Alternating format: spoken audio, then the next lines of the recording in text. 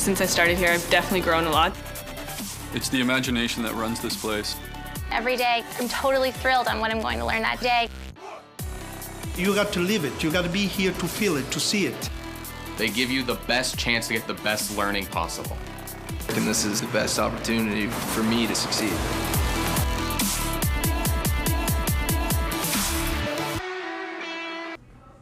Good afternoon. Welcome to WTV Open House Edition. I'm Jane Nicholson.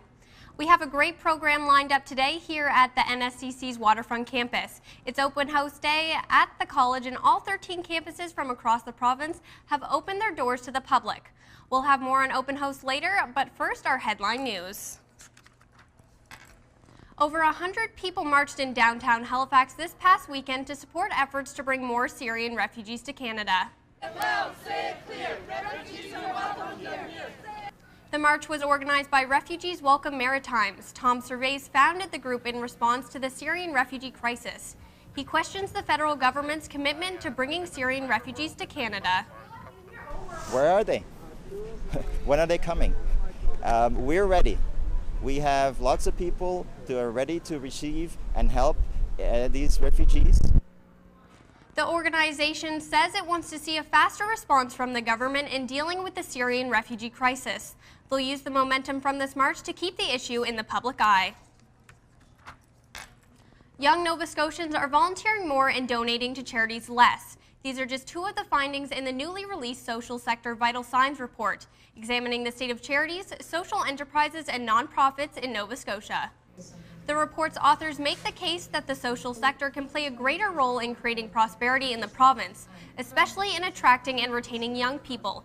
Engage Nova Scotia was one of the organizations profiled in the report, and they hope that it will help bolster public support. It's absolutely vital that all Nova Scotians come together around the ideas that are contained in this and not just see ourselves as being from the private sector or from government sector. It is all of us as one Nova Scotia, and this really makes the point quite plainly. The full report can be found at novascotiasvitalsigns.ca. We often take for granted having food on our table and a roof over our heads, but some people aren't as fortunate. WTV stopped by Souls Harbor Rescue Mission this Thanksgiving to see what they're doing to help. Ellen Coles has the story. Souls Harbor Rescue Mission is a local drop-in center for the homeless and low-income families. The organization is currently undergoing kitchen renovations. Last year, it won $100,000 from Aviva's Community Fund, but that didn't stop them from hosting their 4th annual Thanksgiving feast. Michelle Porter is the executive director for Souls Harbor. She says Thanksgiving gives people the chance to reflect on their blessings. For those that maybe aren't as blessed as you and I are, a chance to come together in a spirit of celebration and community. And that was important. I think it's less important than the food that is served. The traditional turkey meal was turned into an indoor picnic due to the renovations. On the menu were sausages, beans, salads, and pumpkin pie. Porter says they're expecting to feed 350 people. Deb Gesso joined Souls Harbor for Thanksgiving. She says they help her out with meals, and she would like to thank the volunteers for all their hard work. It must be very hard because, trying to serve everybody and everybody get fed and things like this here. But they're doing a wonderful job. Porter says no one's going to leave hungry or empty-handed. And then as people leave, they get 3 brand new t-shirts, and they also get a hygiene kit, which is a pretty nice bag made up for us by one of the churches here in town. Porter says the renovation should be finished next month. Ellen Coles, WTV News, Halifax. Toronto Blue Jays fans are still upset following their Game 6 loss and the end of their postseason run. We caught up with some fans before the playoffs. Touch 'em all, Joe. You'll never hit a bigger home run in your life. Flashback from 22 years ago, the last Toronto Blue Jays hit in the postseason. Fast forward to 2015, the Blue Jays have returned to the playoffs, and fans like David Walker were excited.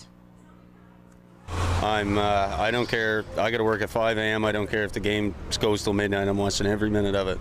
The Jays fans have had to endure years without a sniff of the playoffs until September 25th when they ended their drought. But this had some calling out bandwagon fans. It's crazy.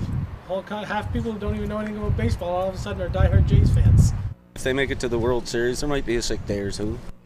Many Rogers employees and several Canadian Tire stores were given half days to be able to watch the afternoon games. They lost to Kansas City in the American League Championship Series, their best finish in 22 years. The NSCC community is what makes this college diverse. Let's check in now with John Wimberly, who's in the Learning Commons, to find out more about what the college has to offer. John, tell us who you have with you. Thanks, Jane. I'm here with Constance Heyer. Constance, thanks for joining us. So what's your role here at the school? I'm the manager of student services. And you're also the co-head of the open house. This is your baby, right? Well, Lisa Boyle, who's the academic chair for trades and tech, she and I co-chair this. And I think you'll see that happening at every campus. The manager of student services is co-chairing with an academic chair so that our staff and our areas of interest are equally sort of represented and covered. So it's a team effort for sure. So what's going on here today? Can you give a little overview? Sure. So this is our annual open house. It's happening all across the province, so all 13 campuses and 3 learning centers are opening our doors to the public, welcoming people in and saying, here we are, this is what we do, this is how we can do things together. Ask us questions if you have them, and if you'd like to apply for a program for next September, you can apply today. We waive the $25 admissions fee, And so how many people took advantage of that last year as far as this chance to apply without the admission fee? So last year I think we were somewhere between 500 and 570. I can't remember exactly who applied on the open house day last year, and we're hoping for similar numbers this year. People love to save $25, right? Well, thanks so much for being here. Really appreciate it. Back to you, Jane. Thanks, John. There are thousands of people taking part in our open house day. They've come to find out more about the Nova Scotia Community College and what it has to offer. Let's meet one of them now. Hello, I'm Robin Ellis. I'm here at NSCC's Waterfront campus for Open House Day. All 13 NSCC campuses are showcasing their programs to the public. There are guided campus tours, student and faculty demonstrations, and lots of displays and activities. NSCC has 150 career-oriented programs, including online learning and continuing education. Here at the Waterfront campus, there are programs in the trades like carpentry and arts programs like photography. There's really something here for everyone.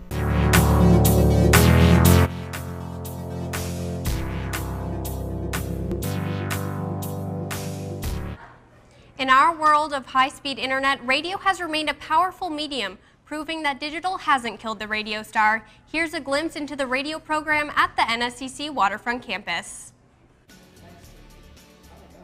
Radio, it became very obvious within the first year that radio was the right stream for me. I'm a musician at heart, and that's what kind of brought me back to go to school and take radio and television arts. I enjoyed when we used to have to do our mini radio shows. We would all be assigned a mini radio show, but we'd have a half hour or an hour that we would be responsible for hosting, and we'd have to put our script in our program, you know, our pre-planning. They threw a lot of work at us, and they offered us every opportunity to excel. So I hold that pretty close to myself and always try to keep that frame of mind when I'm working. You know, if I want to get better, it's in my own hands. When it comes to a favorite part of the program, I'd probably say the opportunities it's allowed us outside of school, whether that's been through the connection of our faculty or just through people that we've met at the school here, guest speakers, things like that. We've been able to get in touch with different stations, do internships. The great thing about this course is that balance that you get from the school side and then the actual job. You get to go out and kind of see things in the workplace. Make the connections in any regard that you can, even before you're in the program. Getting out there and meeting people, because the radio and television and journalism community is so, for lack of a better term, so incestuous, and everybody knows each other, so making those connections really help. I was always told growing up that find something you like and then find a way to get paid for it, and I love music, love doing, you know, different things every day, and with radio it's completely different every day. It's always a new challenge every day, so I figured might as well get paid for that and have some fun. Wanted to get paid for talking. My mom said I never would. I don't know, it's just kind of taught me a lot about being on air, a lot about being comfortable, be yourself. The hiring rate's amazing coming out of this program, around 90%. You're gonna learn so much more than you actually expected to when you were coming in. What have I learned most? I learned a lot about putting my best foot forward, and marketing myself maybe is the word. The program definitely helped me to learn how to be myself. I thought I could never work as a co-host. Being alone in that little studio and doing an actual radio show, you were in this like a little closet, right? The things that you thought were awful at the moments, like the really late nights and the like, oh my God, I'm never going to make it out of here, and I have to edit this thing one more time, and the things that you thought were just so gruesome at the time turned out to be my favorites because you look back on them and you're like, that was so much fun. Never say no. Like if somebody says, can you do this? Absolutely. If you can't, find a way to do it. You know, find somebody who can do it, just do it. If you want to work hard, if you want to learn lots, and if you want to build your way up through your career, I recommend it. Make sure you give proper attention to every single course. You find your own work ethic there for sure. You find out what you need to work on and what you really excel at, and I think that gets you set for a work ethic in the real world. Students at NSCC also have the opportunity to work with revolutionary technology, including futuristic 3D printers. In January, the Waterfront campus became the first post-secondary institution in Canada to purchase a 3D metal printer. Let's take a look. The Waterfront campus is home to the NSCC Design and Innovation Centre, which features one of the only 3D metal printers in Canada. The machine uses a 3D model software to design parts. Once the design is finished, the operator presses play. Using lasers, the printer bonds powdered metal to a plate below it. 3D printing allows for parts to be produced with very intricate details and features that traditional methods wouldn't allow. After the cycle is complete and the part is built, the powder is recovered and any unused powder goes into a sieve to filter out any larger unused particles. The metal part is now ready for post-processing, including bead blasting, which smooths any sharp edges and gives the part a better surface finish. Mechanical engineering technology students have used the printer on projects, and it is being incorporated into the curriculum for other faculties, such as biomedical applications and industrial engineering.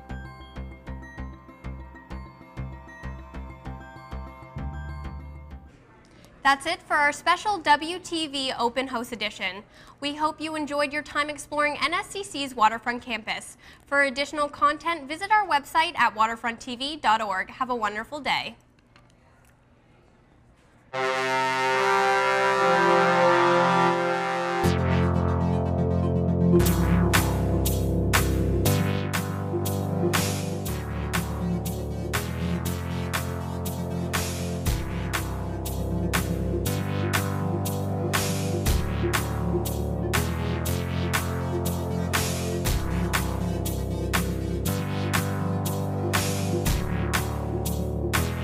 you.